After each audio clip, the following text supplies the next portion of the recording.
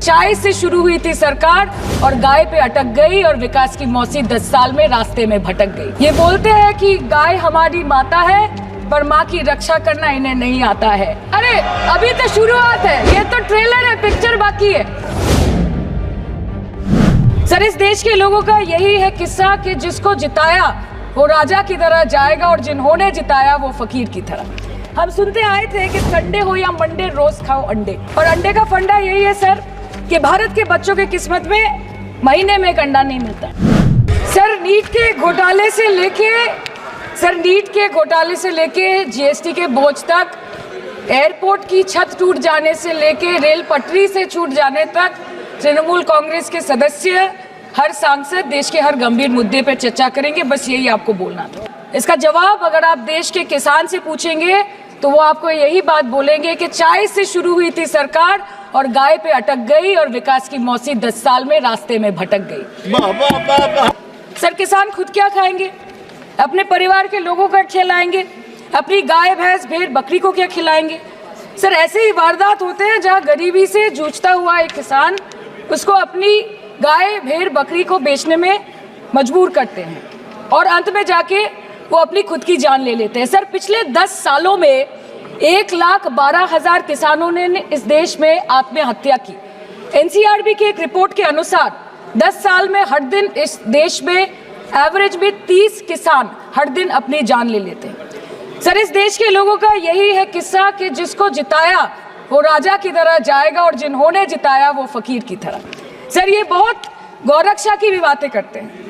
देश के लोगों को ये पता होना चाहिए that there is a fodder crisis in India and the union minister has himself stated in a written reply in Rajya Sabha that yes, the country is deficit in fodder.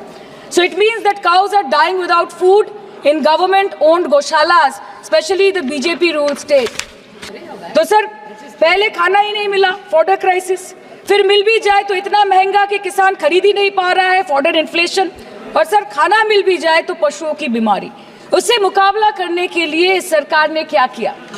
ये बोलते हैं कि गाय हमारी माता है पर माँ की रक्षा करना इन्हें नहीं आता है। आम आदमी के दूध, छाछ, लस्सी, दही, पनीर पर 5% की जीएसटी, क्रीम, कंडेंस्ड मिल्क, मक्खन, घी पर 12% की जीएसटी और अमीरों के हीरो पर सिर्फ 1.5% की जीएसटी। सरकार उनको रिलीफ नहीं देती है जो विदेश में जाके मिल्क शेक और लाते की चुस्कियां लगाते हैं। ये सरकार उनको रिलीफ नहीं देती जो आम आदमी 2 पैकेट दूध खरीदने से पहले 10 बार सोचता है। सर, बचपन से हम सुनते आए थे कि संडे हो या मंडे रोज खाओ अंडे। India rank 2nd in egg production in the world, और अंडे का फंडा यही है सर कि भारत के बच्चों के किस्मत में महीने में एक अंडा नहीं मिलता।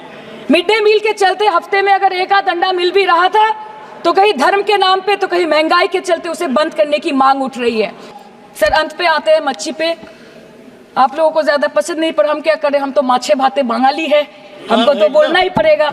इस बीजेपी सरकार ने पिछले 10 सालों में इस देश के लिए क्या किया, उससे बड़ी तालिका बनेगी कि 10 साल में क्या क्या कर सकते थे पर किया नहीं। 2014 में जो किसान मोदी है तो मुमकिन है सोच के और अच्छे दिन के ख्वाब देख के बीजेपी को वोट दे रहा था, आज 10 साल बाद वो बोलता है कि मोदी है तो नामुमकिन है। शायद अभी वो किसान है भी नहीं। तो इसीलिए मैं बोलना चाहती हूँ कि समय बड़ा महत्वपूर्ण होता है अध्यक्ष महोदय, और बड़ा बलवान।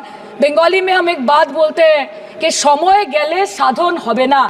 इसका मतलब यही है कि अगर समय चला गया तो साधना नहीं होगी, अगर भक्त रूठ गए तो आराधना नहीं होगी। और 3 से 303 से 240 के आंकड़े बोलते हैं कि इस बार जो आप चले गए तो दोबारा लौटने की संभावना नहीं होगी।